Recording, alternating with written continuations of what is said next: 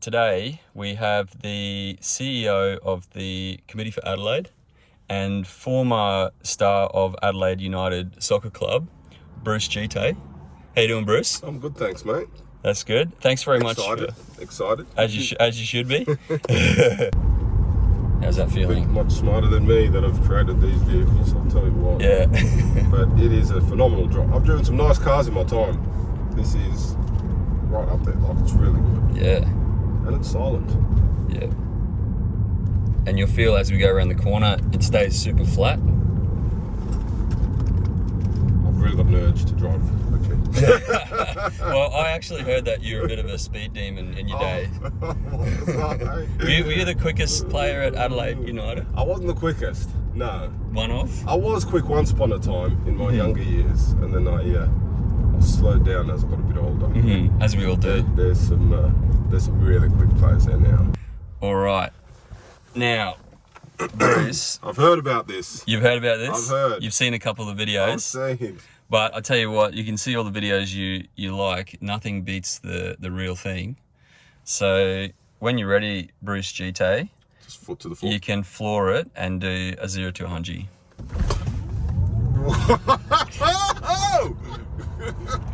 All right, that's good. Jesus. How's the force? Yeah. So that bloke was saying in that other video I watched. Dave Foster. I showed you the Dave Foster one. Mate. Yeah. Far out. Nuts, eh? It is. It's the quickest car I've ever driven. Yeah. In my life. Yeah, easy. Yeah. And it sticks to the road, right? Yeah. Is it four-wheel drive? It's all-wheel drive, yeah. So it's got It's got a front and rear electric motor. Yeah. And this car's 350 kilowatts, which is about 450 horsepower, old money. And I mean, the amazing thing, like, as well as the traction control, because it's electric, it doesn't, normally you would think that a car would break traction and it'd be all over the That's what I shop. was sort of thinking, right? Yeah. They're just stuck to the ground.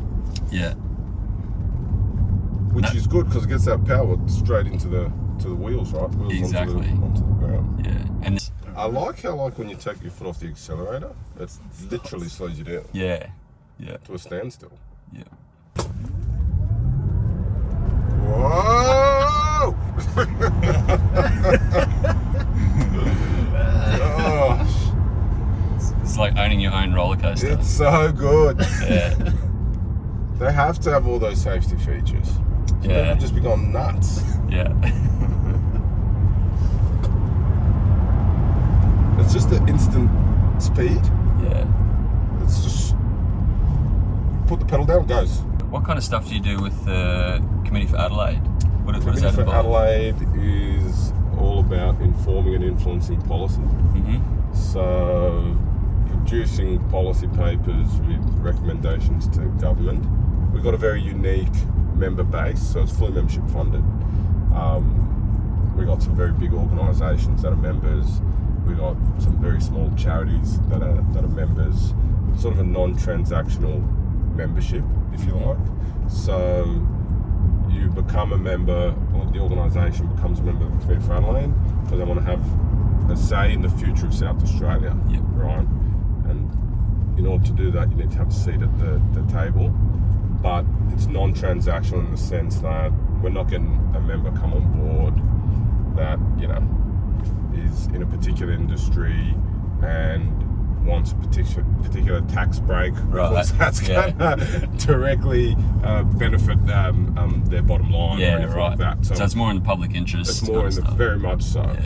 Yeah. So with like the policy stuff, I guess, you know, South Australia has a pretty good reputation as being one of the most progressive states in terms of renewable energy projects. There's massive amounts of solar in South Australia, and South Australia also, until recently, had the world's biggest battery and kind of led the world putting that project together. It got global recognition for that.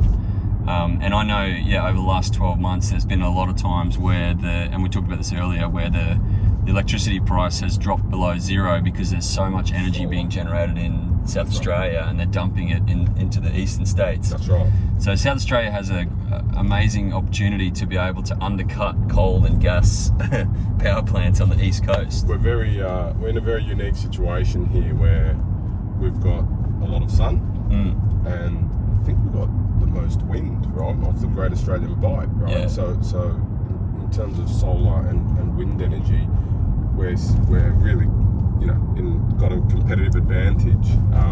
We're building a second interconnector between South Australia and New South Wales, which will allow us to export more of that renewable energy, which will bring the prices of consumers and industries' electricity down.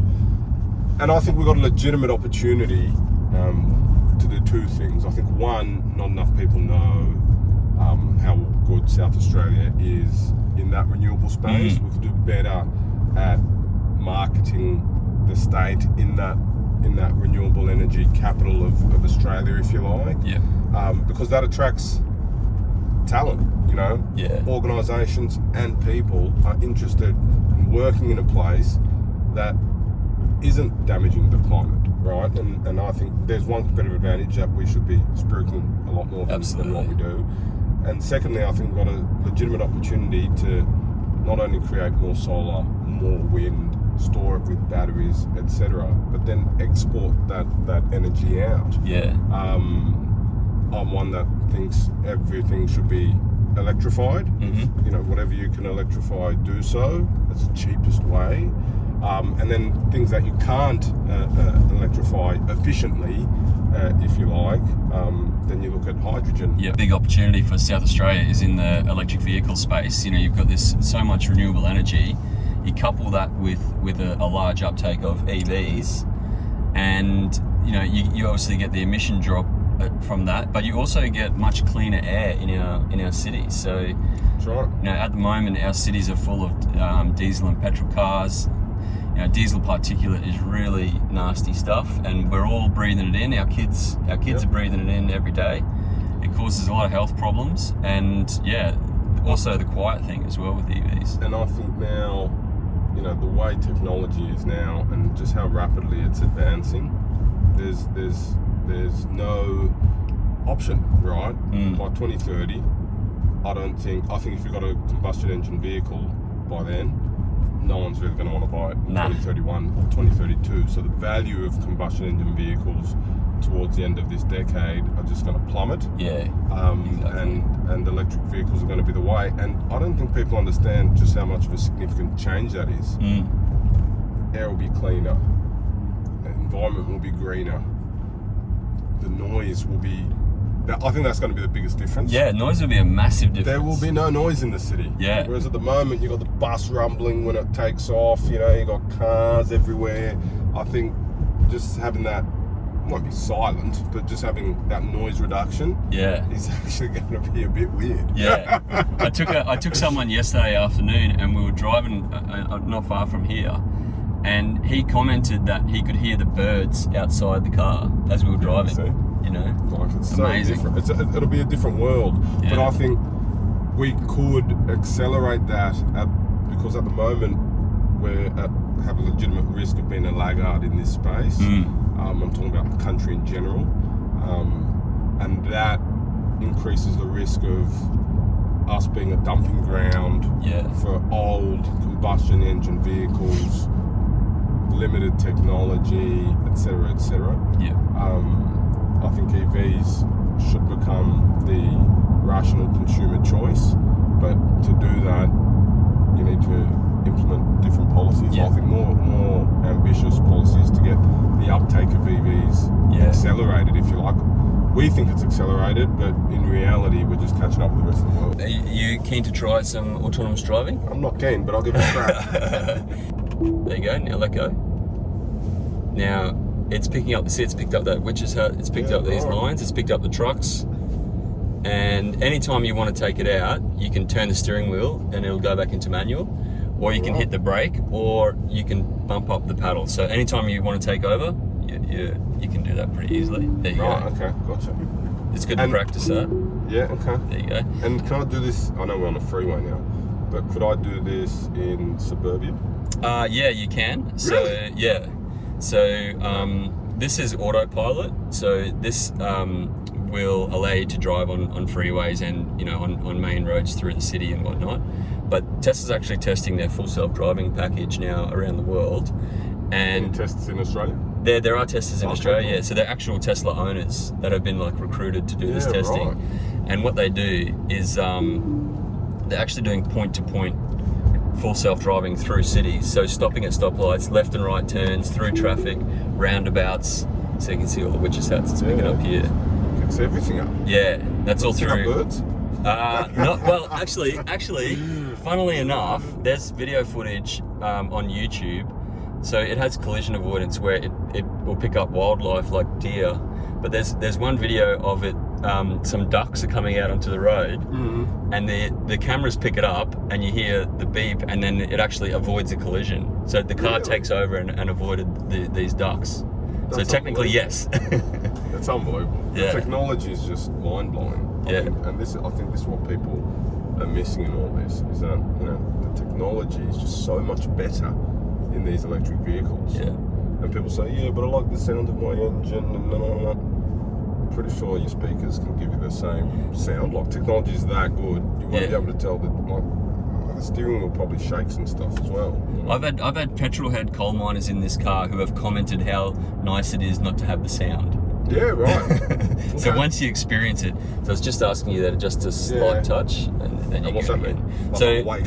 yeah, basically, yeah. It just prompts you to let it know that you're still awake. Yeah, right. So if you had a heart attack, it would start beeping at you, Yeah.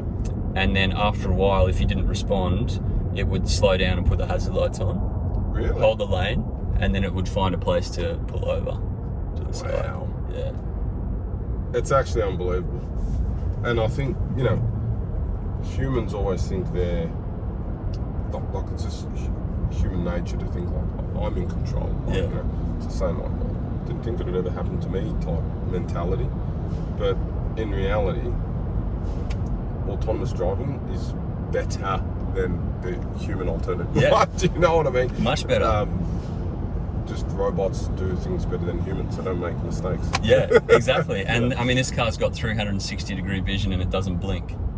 You get software updates with this car. So when I got the car 2 years ago, the autonomous driving is way better already just 2 years later. So with the software updates, Right. Yeah. How do you update the software? you just get into a Wi-Fi zone and you'll get a free software update. So what's happening is So you like FIFA on your PlayStation. basically, yeah. That's unbelievable. So Teslas are obviously getting all this real-world driving data, sending it back to Tesla, and they're pumping like huge amounts of data through their algorithms to teach. So it's teaching the algorithm. It's learning how to identify stop signs, bicycles, pedestrians. And So it's say just like getting billions of Yeah. data points, right? yeah. So say stop signs, right? They got like millions and millions of images of stop signs, and some stop signs are bent, some have graffiti, some have leaves in front of them, and the more data it gets, the better it gets at learning to identify stop signs. Of course, yeah. So over time, and as more people buy Teslas, Teslas, you're just they'll getting get better better and and better better. and better. It's unbelievable, man. Just a slight force. Yep. And so with this current software, you're 10 times less likely to get into an accident. So if this car here was to swerve into us, the Tesla would take over and take evasive action. So it would react quicker than I could react. Much quicker, yeah. Wow. Yeah. It's unbelievable. And a good way to think of that is the human mind can react at like 0.2 of a second. Maybe Okay. when you're about to head a goal, maybe you're a little bit faster than that, but roughly about that. But with the chip, the processing power in this computer, a good way to think of it is if a car swerved into us, for you and I, that happens in a split second, but for the car, that could be like an hour. Yeah, right. You know what I mean? It So just got yeah, it's got like- so much time. Yeah. Check its cameras and go, I can swerve into the left lane. Yeah. It's just so mind-blowing that like this is existing and so many people aren't taking it up. Do you think it's a price issue? Why do you think it's been such a slow uptake? So Do you think it's the fear of charging? Although if you plugged it in overnight, every night, you'd never have to worry about going to a charge. Well, every night. it has a perception of a slow uptake, but actually it is quite fast. So Okay. Tesla's the fastest growing car company in history, and they're constrained by their production. So they're trying to build they can't build factories fast enough to supply demand.